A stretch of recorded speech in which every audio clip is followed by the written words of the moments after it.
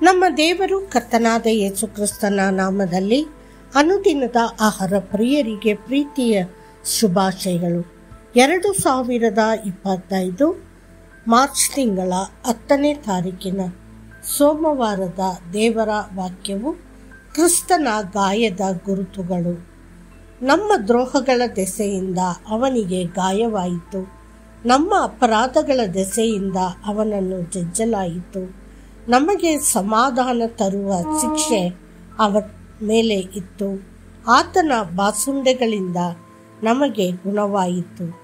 ಯೆಶಾಯ 53:5. ಆತನ ಬಾಸುಂಡೆಗಳಿಂದ ನಾವು ಗುಣಮುಖರಾಗಿದ್ದೇವೆ ಎಂಬುದು ಎಂತಹ ಸಮಾಧಾನಕರ ಸುದ್ದಿ. ನಮ್ಮನ್ನು ಗುಣಪಡಿಸಲು ಯೇಸು ಕ್ರಿಸ್ತನು ತನ್ನ ದೇಹದಾದ್ಯಂತ ಇದ್ದ ಭಯಾನಕ ಗಾಯಗಳನ್ನು ಸಂತೋಷದಿಂದ ಸ್ವೀಕರಿಸಿದನು.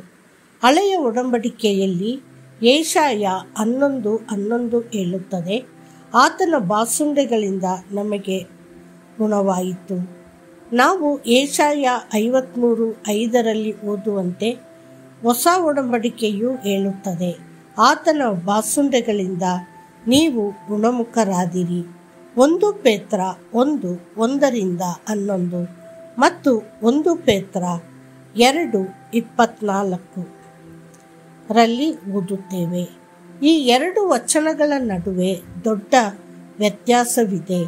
ಆತನ ಬಾಸುಂಡೆಗಳಿಂದ ನಮಗೆ ಗುಣವಾಯಿತು ಎಂದು ನಾವು ಹೇಳುವಾಗ ಅನಾರೋಗ್ಯ ಬಂದ ನಂತರ ನಾವು ಅವನ ಬಾಸುಂಡೆಗಳ ಬಗ್ಗೆ ಧ್ಯಾನಿಸುತ್ತೇವೆ ಮತ್ತು ಕರ್ತನೇ, ನಿನ್ನ ಗಾಯದ ಕೈಯನ್ನು ನನ್ನ ಮೇಲೆ ಇಟ್ಟು ನನ್ನನ್ನು ಗುಣಪಡಿಸು ಎಂದು ಪ್ರಾರ್ಥಿಸುತ್ತೇವೆ ಮತ್ತು ದೈವಿಕ ಗುಣಪಡಿಸುವಿಕೆಯನ್ನು ಪಡೆಯುತ್ತೇವೆ ಎಂದರ್ಥ. ಆದರೆ ಗಾಯದ ಗುರುತುಗಳಿಂದ ನೀವು ಗುಣಮುಖರಾಗುತ್ತೀರಿ ಎಂಬ ಭರವಸೆ ಇನ್ನೂ ಆಳವಾಗಿದೆ. ಇದರ ಅರ್ಥವೇನೆಂದರೆ, ಯೇಸು ಕ್ರಿಸ್ತನು ಶಿಲುಬೆ ಮೇಲಿನ ಗಾಯಗಳನ್ನು ಸ್ವೀಕರಿಸಿದಾಗ ನಾವು ದೈವಿಕ ಚಿಕಿತ್ಸೆ ಮತ್ತು ಆರೋಗ್ಯವನ್ನು ಪಡೆದೆವು. ಅದು ನಮ್ಮಲ್ಲಿ ಪವಿತ್ರ ನಂಬಿಕೆಯಾಗಿ ಕೆಲಸ ಮಾಡುತ್ತದೆ. ಯೇಸು ಈಗಾಗಲೇ ನನ್ನ ಕಾಯಿಲೆಗಳು ಮತ್ತು ರೋಗಗಳನ್ನು ಹೊತ್ತುಕೊಂಡಿದ್ದಾನೆ, ಹಾಗಾಗಿ ನಾನು ಅನಾರೋಗ್ಯಕ್ಕೆ ಒಳಗಾಗುವ ಅಥವಾ ದುರ್ಬಲಗೊಳ್ಳುವ ಅಗತ್ಯವಿಲ್ಲ. ಶಿಲುಬೆಯಲ್ಲಿ ಅವನು ನನಗಾಗಿ ಗಳಿಸಿದ ದೈವಿಕ ಆರೋಗ್ಯವನ್ನು ನಾನು ಸ್ವೀಕರಿಸುತ್ತೇನೆ ಎಂದು ಹೇಳುತ್ತಾ ನಾವು ನಂಬಬೇಕು ಮತ್ತು ದೈವಿಕವಾಗಿ ಆರೋಗ್ಯವಂತರಾಗಬೇಕು. ಅದನ್ನು ಮತ್ತೊಮ್ಮೆ ಸಂಕ್ಷಿಪ್ತವಾಗಿ ನೆನಪಿಸುತ್ತೇನೆ. ಗಾಯದ ಗುರುತುಗಳಿಂದ ಗುಣಪಡಿಸುವುದು ಅನಾರೋಗ್ಯದ ನಂತರ ಬರುವ ದೈವಿಕ ಗುಣಪಡಿಸುವಿಕೆಯನ್ನು ತೋರಿಸುತ್ತದೆ.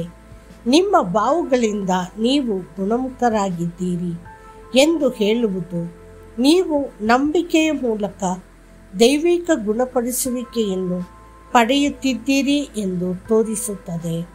ಪೋಷಕರು ತಮ್ಮ ಮಕ್ಕಳನ್ನು ಆಸ್ಪತ್ರೆಗೆ 2 ಕಾರಣಗಳಿಗಾಗಿ ಕರೆದೊಯ್ಯುತ್ತಾರೆ. ಮೊದಲು, ಅವರು ಅನಾರೋಗ್ಯಕ್ಕೆ ಒಳಗಾದ ತಕ್ಷಣ ಅವರು ವೈದ್ಯರನ್ನು ಭೇಟಿ ಮಾಡಿ ಚಿಕಿತ್ಸೆ ಪಡೆಯುತ್ತಾರೆ.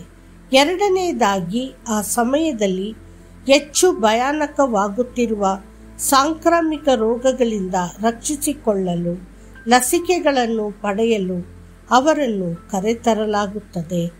ಅನಾರೋಗ್ಯದ ನಂತರ ನೀಡುವ ಇಂಜೆಕ್ಷನ್ ರೋಗವನ್ನು ಗುಣಪಡಿಸುತ್ತದೆ. ಕಾಯಿಲೆ ಬರುವ ಮೊದಲು ನೀಡುವ ಇಂಜೆಕ್ಷನ್ ಆ ಕಾಯಿಲೆ ಬರದಂತೆ ತಡೆಯುತ್ತದೆ. ಅದೇ ರೀತಿ ಯೆಶಾಯ 53:5 ಹೇಳಿರುವುದು ಅನಾರೋಗ್ಯದ ನಂತರ ನೀಡಲಾಗುವ ಔಷಧಿಯಾಗಿದೆ. 1 ಪೇತ್ರ 2:24 ಹೇಳಲಾದ ವಿಷಯವು ರೋಗ ಬರದಂತೆ ತಡೆಯುವ ಲಸಿಕೆಯಂತಿದೆ. ದೇವರ ಮಕ್ಕಳೇ, ಯೇಸು ಕ್ರಿಸ್ತನ ಗಾಯಗಳನ್ನು ಧ್ಯಾನಿಸಿರಿ. ಅವು ನಿಮಗೆ ದೈವಿಕ ಸಂತೋಷ ಮತ್ತು ಆರೋಗ್ಯವನ್ನು ತರುತ್ತವೆ. ಮತ್ತಷ್ಟು ಹೆಚ್ಚಿನ ಧ್ಯಾನಕ್ಕಾಗಿ ಎಲೆ ಕಷ್ಟಪಡುವವರೇ, ಹೊರೆ ಹೊತ್ತವರೇ, ನೀವೆಲ್ಲರೂ ನನ್ನ ಬಳಿಗೆ ಬನ್ನಿರಿ, ನಾನು ನಿಮಗೆ ವಿಶ್ರಾಂತಿಯನ್ನು ಕೊಡುವೆನು. ಮತ್ತಾಯ 11:28. ಕರ್ತನು ನಿಮ್ಮನ್ನು ಆಶೀರ್ವದಿಸಲಿ. ಆಮೇನ್.